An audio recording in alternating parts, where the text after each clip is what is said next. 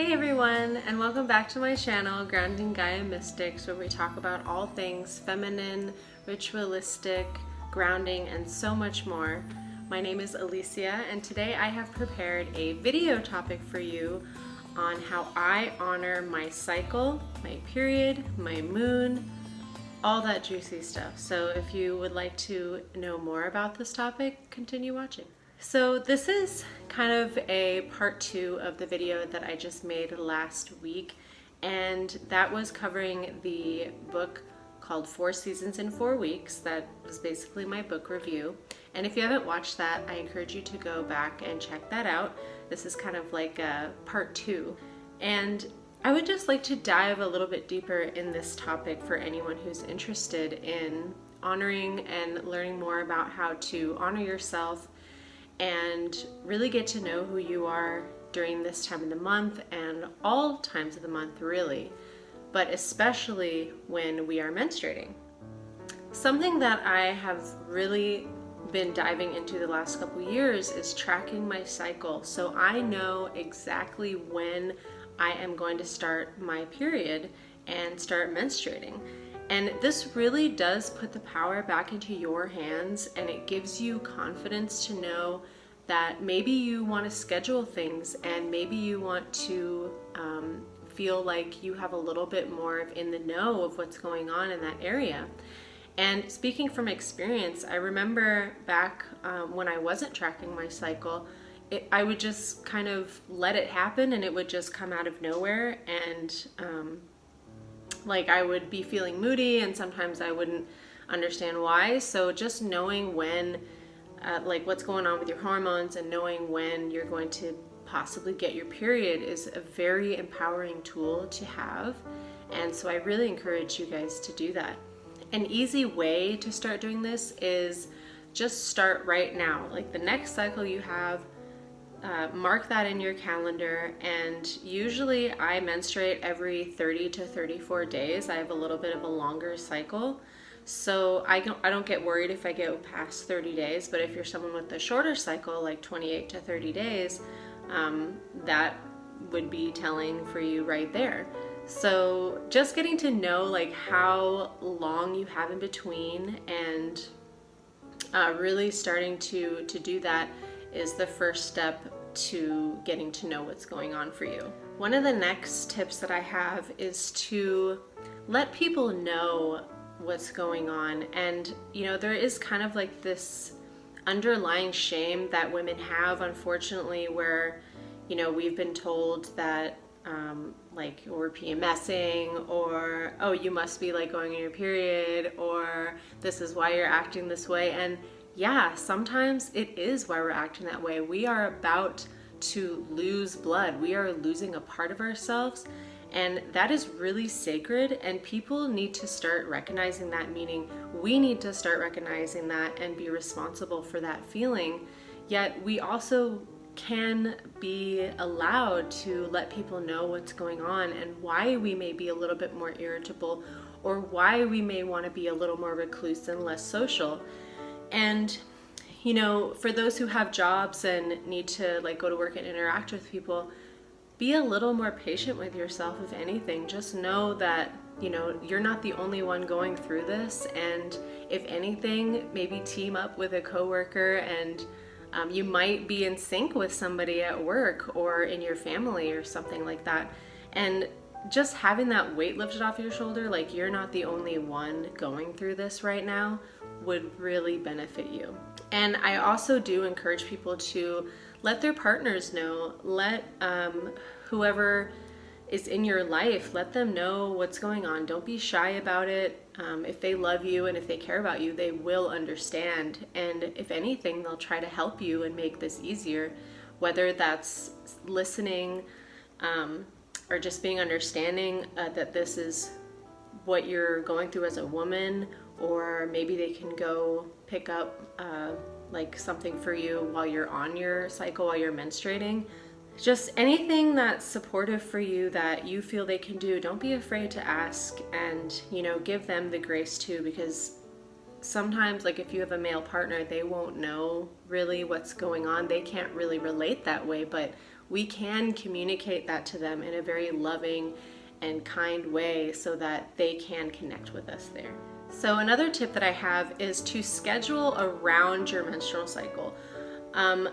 Again, for those who have jobs where they have to go to, or children that they have to tend to, household chores, I understand some of that. I myself am not a mother, but I have run my own business before, and I have been running a household before. So I understand that there are things that you have to do. And my advice for that in my experience is get things done that you absolutely have to get done maybe a week in advance. Really try to fit that into your schedule, because once you start menstruating, let's be honest, we don't want to do anything. Sometimes we can't. There are women who have really excruciating menstrual pain and they have to stay home and they have to chill. So what I have learned to do is get things done, very strategically before you start menstruating. Plan, do some meal plans so that you don't have to cook so much. And make things easy. Make things easy around that time, because that is the time of the month where you just want to relax. You don't want to have to answer to anyone you don't have to. And again, communicate that with people. Let people know that, you would like to get things done sooner, or maybe they can help you out with a meal plan or something like that. And if those things don't fall into place, don't worry about it too much. We're not perfect. Things are different every month, but just try to ask for that support and give yourself that support as well. And that leads me into my next tip, is reserving energy.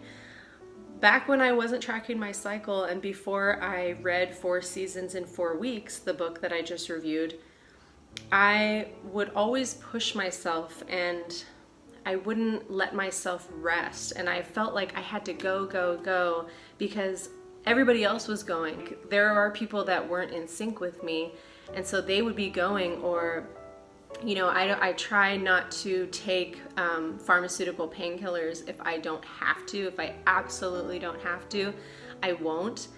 And so I'll be a lot slower. I'll want to take things step by step and really be in the moment, because frankly, that's all the energy I have. I really want to just be in the flow with my flow and not feel like I have to rush through anything, or that I have to get a workout in, or that I have to be 2 steps ahead at work. I feel like our bodies are going through this shedding time where we are releasing, and it can be really painful.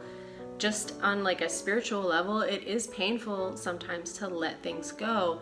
And this is affecting us on a body level, on a physical level. So it does put us through pain sometimes. And it's okay. We can have that time to release and be in that feeling. And sometimes if you need to cry, you should cry. That's a good release. So give yourself that time to relax and take it easy. Leading into my next tip, you want to make sure you relax. So when I have the time, I will either take a nice long hot bath. Hot baths have really been my saving grace with this. When I don't want to take painkillers and I have the time, I will go soak in the bath for a few hours, no joke. The heat really helps, and the water makes everything feel lighter, because it feels so heavy down there at this time of the month. And I usually feel it a day before. It almost feels like my uterus drops. And maybe that's what's actually happening. I haven't really looked into it, but that's what it feels like. It's dropping, so it becomes really heavy. So doing things like taking a bath and just lying down and soaking up some sunshine, being in the heat, you are losing a lot of blood, so some people might get a little colder. I know I do. Staying warm is very important. You can drink nice warm teas, and that's another tip. Usually every month before my cycle, I'll get a little bit of cramping, and that causes me a little bit of discomfort. So I'll drink teas. My favorite mixture right now is lavender, calendula, yarrow, red raspberry leaf, and sometimes I'll add like a little bit of nettles in there as well. And I really find that that helps me over any kind of pharmaceutical painkillers, as long as I'm relaxing and drinking my tea and really taking time and using the steps that I mentioned previous, and making sure that you're getting enough nutrition at that time as well. I recently started eating a lot more red meat, and red meat has a specific kind of iron called heme iron that isn't found in plant products and plant foods. So heme iron is something that women need to be very conscious about when, especially when we're menstruating. That is definitely, I would look into that and make sure that you're getting enough heme iron. So red meat carries that. I think there's like a few other meats, but it's mostly red meat. So beef, duck is really great. There's lamb, and then goat meat as well. So make sure you're getting your heme iron in. Another tip I have for being more on an emotional, stable place when you're menstruating is speak to a therapist if you can. I do a lot of journaling and just a lot of like calming, and you could call it meditating, where I'm just sitting and really sinking in and breathing and making sure that I'm okay and that I'm taken care of. And speaking to like a therapist might really help at this time, because there aren't going to be many people around you that might relate with this or that relate with what you're going through. And during menstruation, our emotions heighten. We might get a little bit more irritable with the PMS syndrome, and I find that sometimes I just can't communicate with people on the level that I can communicate other times of the month. Like my energy just isn't there, and I don't really feel like I want to communicate with people sometimes, and I don't want to burden them with everything that I'm going through. So for me, I usually speak to myself with my journaling. I will have like meditations where I will pray and set out really high vibrational intentions. And then sometimes if I have to, I will speak to a therapist, because they are there to support you and they understand, they are trained to do that. So if you have a therapist or someone really close to you that you know won't judge you and that you know won't tax them with your emotions, then I would highly suggest doing that as well. So that's all I have for you today. I hope this helped, and that if anything you take away from my experience, what might be able to help you spiritually, emotionally, and physically.